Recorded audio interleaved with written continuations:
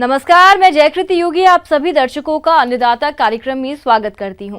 किसान हमारे देश के अन्नदाता हैं और वे ही हमारे देश के भाग्य विधाता हैं। ऐसे ही भारतीय किसानों को खेतीबाड़ी से जुड़ी हुई बहुत सी नई लाभकारी जानकारियां देने के लिए हर रोज सुबह हम आपके साथ आते हैं। तो चलिए कार्यक्रम शुरू करने से पहले देखते हैं क्या है आज के अन्नदाता में।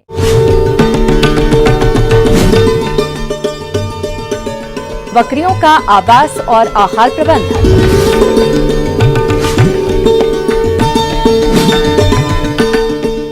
बाग में करें जरूरी कार्य।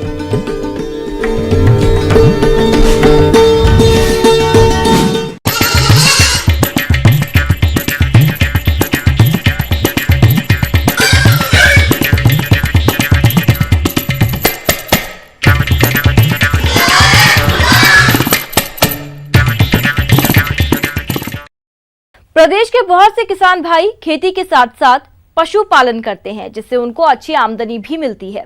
इसका लाभ आगे भी मिलता रहे, इसके लिए पशुपालन व्यवसाय में कौन कौन से पहलुओं को रखा जाना चाहिए, इसके लिए पशुपालन से जुड़ी जानकारियों के लिए देखिए ये रिपोर्ट।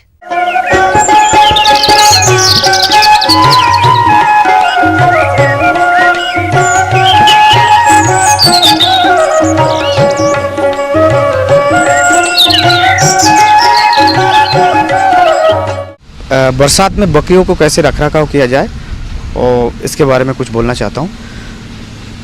बकरी जो है, सबसे ज़्यादा जो बकरी की मौत होती है ये बरसात और ठंड के टाइम होती है। बाकी समय पे बकरी को पालने में और पालन पोषण करने में इतना दिक्कत नहीं आती है जितना बरसात और ठंड में होती है। जो अभी जो बरसात का सीजन चल रहा है, तो बरसात में कुछ चीज़ हम बताएंगे। किसान भाइयों, जैसा कि आप सभी जानते हैं कि अभी बरसात का मौसम चल रहा है और इस समय में भी आप बकरी पालन से अधिक लाभ प्राप्त करना चाहते हैं, तो इनका आवास प्रबंधन कैसे करें, आइए जानते हैं। क्योंकि बकरी का आवास है बहुत महत्वपूर्ण है। बकरी हमेशा पसंद करते एक सूखा जगह है और बकरी, इसीलिए आप देखेंगे पानी अगर बरसता है तो बकरी कभी पानी में रुकता नहीं है, वो शेल्टर ढूंढ लेता है कहीं ना कहीं, पेड़ के नीचे, नहीं तो कोई बिल्डिंग के नीचे छुप जाती है, बरसात से बचना चाहती है। तो बकरी का एक नेचुरली, ये बकरी अगर भीग जाती है पानी में तो उसको तुरंत कमरे में बंद ना करें, उसको पहले एक अच्छे से पोंछ दे और बाहर छोड़ दे, सूख जाए ऐसे हवा चलने से, उसके बाद उसको अंदर डालिए। तो इसको रोकने के लिए पहले तो उसका आवास है ऊंचा होना चाहिए, जिसमें मॉइस्चर ट्रैप ना हो, गीला ना हो, बिल्कुल सूखा होना चाहिए। अगर नहीं है, उसको जिस शेड में आप रखते हैं उसको चारों तरफ खोल दीजिए और अच्छे से सूख जाए। अगर समय समय पे चूना डाल दीजिए, जिससे चूना एक डिसइंफेक्टेंट का काम करता है। पानी का जो शेड के आसपास जो ढलान है, वैसे ढलान रखे जो पानी रोक ना पाए, तो उसको रोकने के लिए और चारों तरफ उसका ड्रेन वगैरह है वो उसको साफ सफाई रखे। साथ ही उसके चारों तरफ जो घास वगैरह उगते हैं, जो खरपतवार है, उसको भी अच्छे से साफ कर दे। क्योंकि जो बीमारी आती है, ये परजीवी बीमारी आता है परजीवी से, वो परजीवी उसी घास में छुपते हैं और नहीं तो वो दीवार के अंदर छुप जाती है। तो दीवार को अच्छे से पुताई कर दे समय समय पे चूने से, और दवाई से छिड़कते रहे, जिससे वो जो कीड़े मकोड़ा है वो उसने ना रोके। किसान भाइयों, अभी आपने बकरियों के आवास प्रबंधन के बारे में जानकारी हासिल की। अब आइए जानते हैं बरसात के मौसम में बकरियों के आहार प्रबंधन के बारे में। बकरी क्या खाने में सबसे ज़्यादा पसंद तो करते हैं पत्तियाँ, और बरसात में जो चारा उगते हैं उसको भी पसंद करते हैं। तो इसमें जरूर ध्यान दे, जो जब पानी गिर जाता है तुरंत उसके बाद बकरी को ना छोड़े, पानी थोड़ा झड़ जाए पत्ते से उसके बाद छोड़ दीजिए, जिससे क्या उसका आहार संतुलित रहेगा और जो पानी खाने में मतलब उसके डाइट में कम आएगा। और दाना अगर देते हैं, दाना में बकरी में खास तरह जो खली देते हैं बकरी का दाने में, वो है ग्राउंडनट केक में जो मूंगफली वाला दाना देते हैं, और वो बहुत जल्दी फंगस पकड़ता है बरसात में, उससे अफ्लाटॉक्सिकोसिस हो सकता है। बकरी में ये बीमारी होने का चांसेस बहुत ज़्यादा है। तो इसीलिए बिल्कुल इसमें ध्यान दे, कोई भी खली बकरी को जब खिला रहे हैं तो उसको अच्छे से देख ले, जो उसके अंदर कोई फंगस वगैरह ग्रो ना हो। अगर हुआ है तो उसको निकाल दीजिए। उसका जो दाना बनाते हैं वो फ्रेश कोशिश करें, जो फ्रेश डेली का डेली दाना बने और बकरी को खिलाया जाए। और दाना बनने के बाद इस जगह, ऐसे जगह में रखा जाए जिसमें मॉइस्चर बिल्कुल ना आए, बिल्कुल सूखा रहे, उसके बाद ही बकरी को खिलाया जाए। और साथ ही में बकरी जो है जो दाना है वो थोड़ा सा बड़े साइज का दाना पसंद करते हैं। उनको बिल्कुल डास्ट वाला दाना मत खिलाए, दलिया जैसे दाना बनाए जिससे बकरी को खाने में भी आसान रहे और वो अच्छे से खा ले।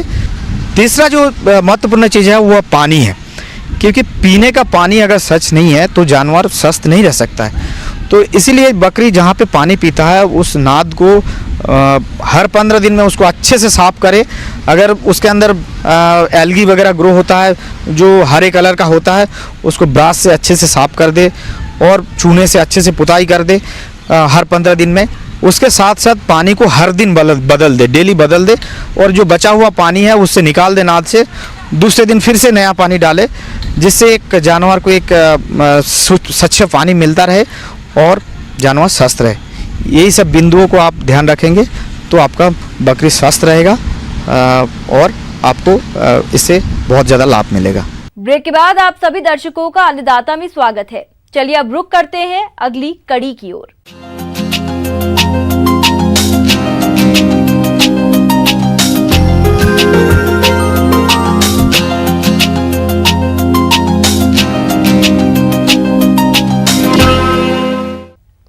प्रदेश के आर्थिक विकास में बागवानी का महत्वपूर्ण योगदान है। इसके लिए बहुत से किसान भाई कई तरह की बागवानी करते हैं और अच्छा खासा लाभ भी कमा रहे हैं।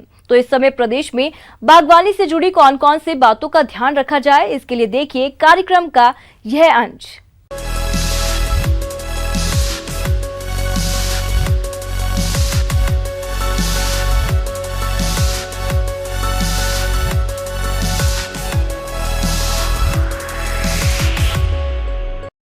आप सभी किसान भाइयों को स्वागत करते हैं एवं हम आपको कटहल की खेती के बारे में कुछ जानकारी देना चाहते हैं जो हम लोगों ने पिछले 20 सालों में शोध करने के उपरांत पाया है।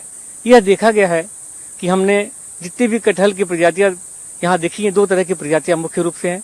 एक पका के खाने वाली तथा दूसरी जो है हमारे जो सब्जी के रूप में खाते हैं। तो हमारे पूर्वांचल में अधिकतर जो हमारे किसान भाई हैं, परिवार जन हैं, वो अधिकतर सब्जी बनाए खाते हैं। लेकिन वहीं जब हम साउथ इंडिया की बात करते हैं तो वहाँ पका के खाते हैं। और जब हम प्रजातियों की बात करते हैं मुख्य रूप से, तो हमारे जो प्रजातियां हैं NJ1, NJ3, NG4, ये हमारी वैरायटियां जो हैं सब्जी बना के खाने बहुत अच्छी हैं। और इसमें जो नरेंद्र जैकफ्रूट NJ1 करके प्रजाति जो है सबसे अच्छी पाई गई है। ये लगभग 3.5 से 5 किलो इसका वजन होता है और 2 कुंटल तक इसका उत्पादन है। और NJ6, NJ13, NJ14 ये प्रजातियां जो हैं ये पका के खाने के लिए है। जो हमारे NJ6 प्रजाति है इसके फल जो है लगभग 16 किलो, देखा गया है कि 8 से 16 किलो के बीच में जो बड़ा साइज है 16 किलो तक है, और 8 किलो से 16 किलो के बीच में सभी प्रजातियां हैं और उत्पादन ही बहुत अच्छा है।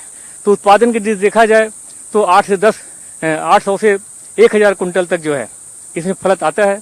और इसको हम सब्जी की दृष्टि से बहुत अच्छा नहीं है, लेकिन पका के खाने के लिए ये प्रजाति बहुत अच्छी है। इसमें जो उसका कोआ है थोड़ा ऑरेंज कलर का, थोड़ा सा लालपन लिए हुए होता है और एक बड़ा बहुत अच्छा सुवास होता है, खाने में बहुत अच्छी महक आती है। दूसरी बात, इसमें जो लगाने की जो बात है उसमें अगर उसीली मिट्टी उसमें न लगाएं, अच्छी मिट्टी में चलता है।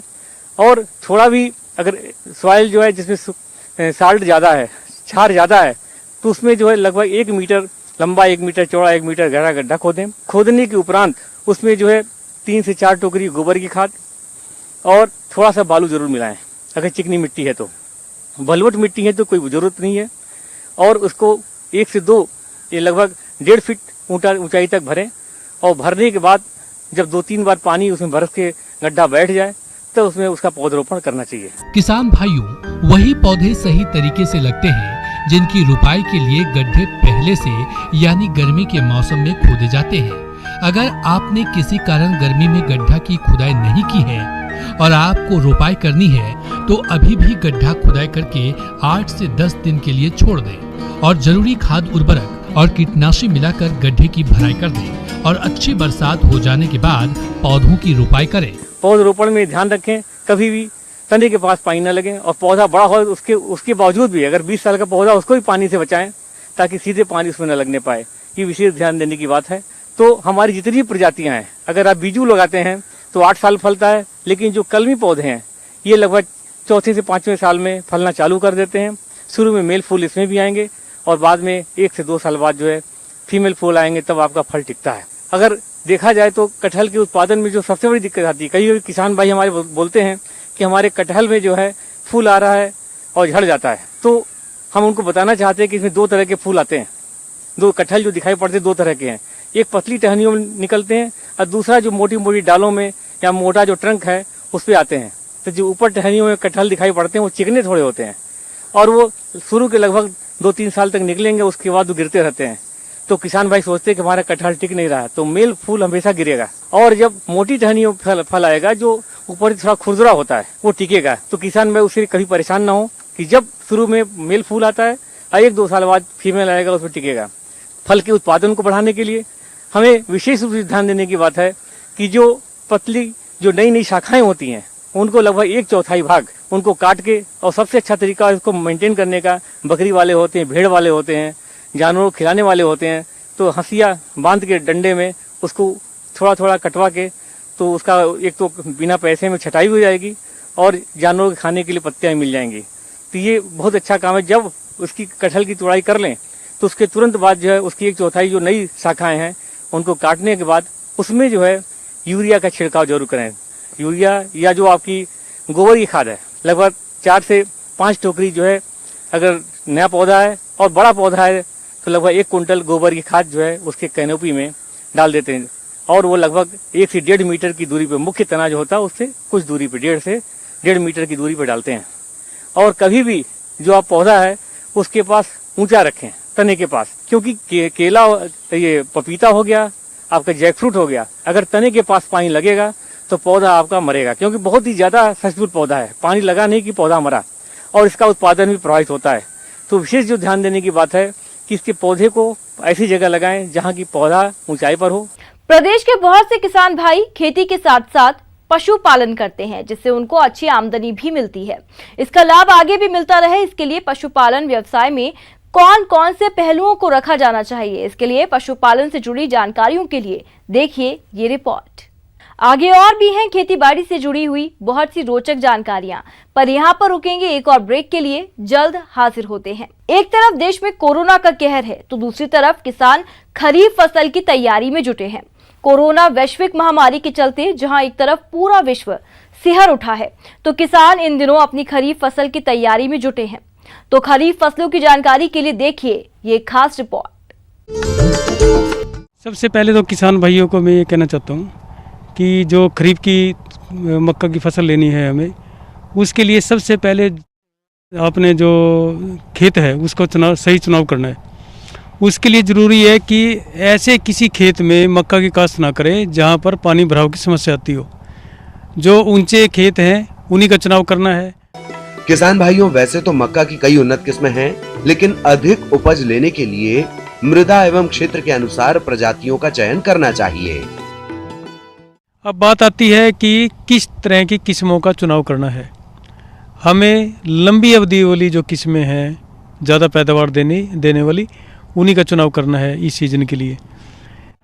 जो क्यूपीएम के लिए क्वालिटी प्रोटीन मेज की किस्में हैं, HQPM 1, HQPM 4, HQPM 5 और HQPM 7, इनकी पूरे देश के लिए सिफारिश की गई है। बेबी कॉर्न के लिए उपयुक्त किस्में हम उसी को कहेंगे जिसमें कम से कम 3 गुल्ली एक पौधे पर लगे। पहली तोड़ने के बाद दूसरी और तीसरी में की गुणवत्ता खराब ना हो, वो भी अच्छी होनी चाहिए। और इसके लिए जो बेस्ट किस्म पाई गई वो है HM4, क्योंकि इसमें बेबी कॉर्न की क्वालिटी भी अच्छी है और चारे की क्वालिटी भी अच्छी है। 7-8 कुंटल बेबी कॉर्न निकल जाता है 1 एकड़ में और लगभग 100 कुंटल चारा किसान भाइयों को मिल जाता है। खरीफ के सीजन में 60-65 दिन में खेत खाली हो जाता है और मुनाफे के साथ साथ जो चारे की समस्या है वो भी हल हो जाती है। जो चारे के लिए बेस्ट किस्म है वो है अफ्रीकन टाल। 300 से 350 कुंटल प्रति एकड़ पैदावार इसकी आ जाती है। बेबी कॉर्न मक्का BL78, PEHM2, PEHM5 और BL बेबी कॉर्न 1 आदि। पॉपकॉर्न अंबर पॉप, VL अंबर पॉप और पर्ल पॉप आदि। स्वीट कॉर्न माधुरी, प्रिया, विन ऑरेंज और HCH1 आदि। खाद जो NPK, nitrogen, phosphorus, potash 150 kilogram nitrogen, 60 kilogram phosphorus, 60 kilogram potash प्रति हेक्टेयर के हिसाब से डालनी है। पूरी फास्फोरस और पोटास बिजाई से पहले डालनी है और जो नाइट्रोजन है वो 3 हिस्सों में डालनी है। वो 1/3 बिजाई के समय और 1/3 जब घुटनों तक आ जाए फसल और 1 झंडे आने से पहले, फ्लावरिंग से पहले डालनी है।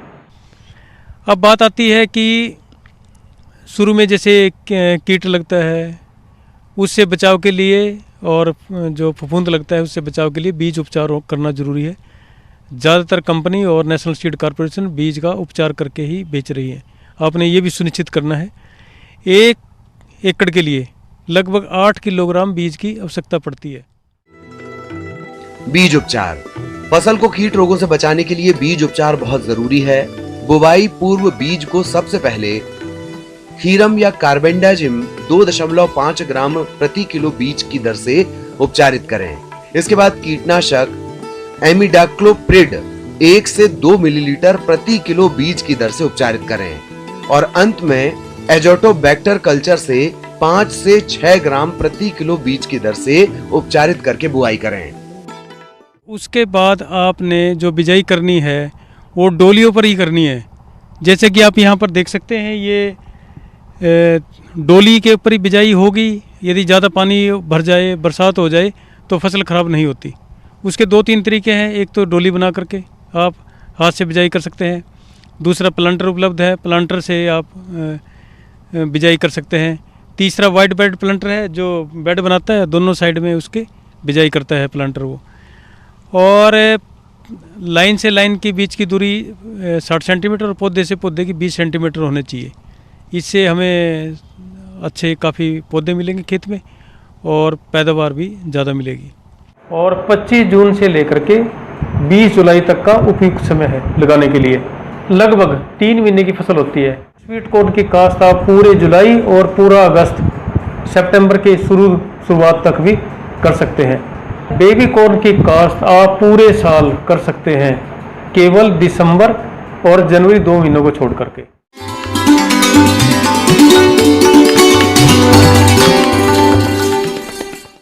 अन्नदाता हेल्पलाइन निशुल्क फोन संपर्क सेवा के माध्यम से आपके द्वारा पूछे गए प्रश्नों में से 1 या 2 महत्वपूर्ण प्रश्न को हम अपने कार्यक्रम में शामिल करते हैं।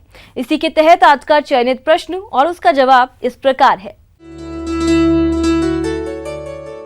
निःशुल्क अन्नदाता हेल्पलाइन में आज हमने जिस प्रश्न को शामिल किया है उसे पूछा है ग्राम मलकारी, जिला भोपाल के राजेश कुशवाहा ने। आपने पार्थेनियम यानी गाजर घास की नियंत्रण पर जानकारी चाहिए है, तो इसके लिए देखिए कार्यक्रम का यह अंश।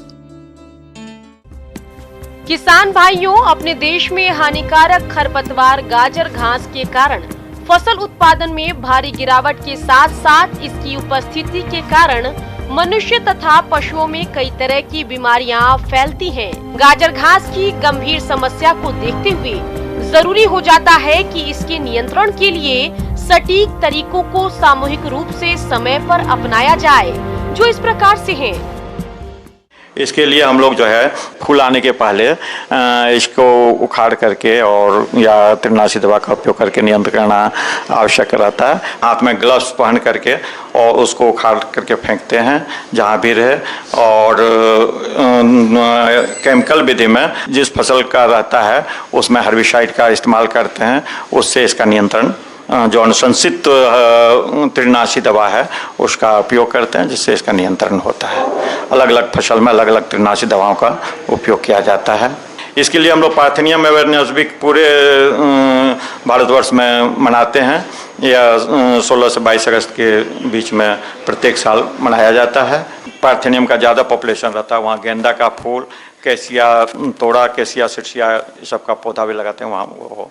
और इसको उखाड़ करके इससे इसका उपयोग भी किया जा सकता है। इससे वर्मी कंपोस्ट बनाया जा सकता है और जो हार्मफुल है उसको यूजफुल वेस्ट के रूप में उपयोग कर सकते हैं।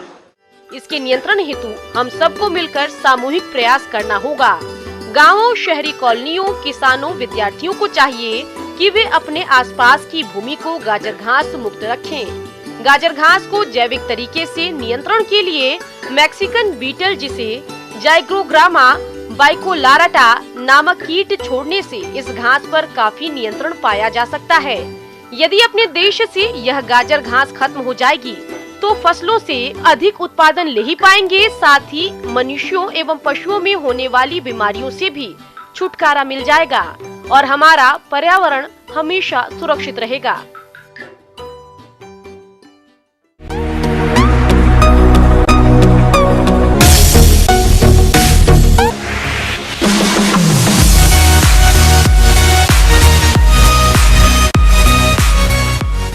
आइए अब एक नजर डालते हैं राज्य के कुछ चुनी हुई मंडियों के प्रमुख फसलों के बाजार भाव पर।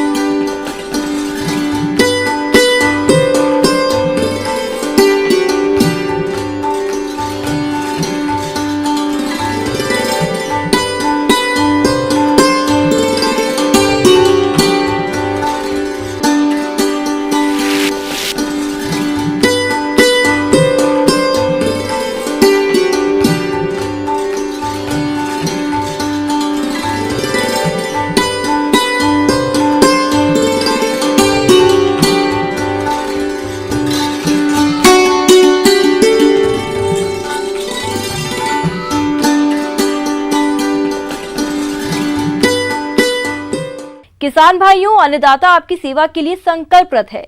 कृषि संबंधित समस्या और सुझावों के लिए आप हमें इस पते पर संपर्क कर सकते हैं। प्रोड्यूसर अन्नदाता, news 18 Madhya Pradesh Chhattisgarh, Ramoji film city, Hyderabad 501512। साथ ही आप हमें ईमेल भी कर सकते हैं। हमारा ईमेल आईडी है p18annadatamp@nw18.com। इसके अतिरिक्त आप हमें निःशुल्क हेल्पलाइन नंबर 1800419215 पर सोमवार से शनिवार सुबह 10 से शाम 4 बजे के बीच संपर्क कर सकते हैं। किसान भाइयों, अब समय हो रहा है आपसे विदा लेने का, तो हमारी अन्नदाता टीम को दीजिए इजाजत। कल फिर आपसे मुलाकात होगी कृषि संबंधित कुछ और महत्वपूर्ण जानकारियों के साथ। नमस्कार।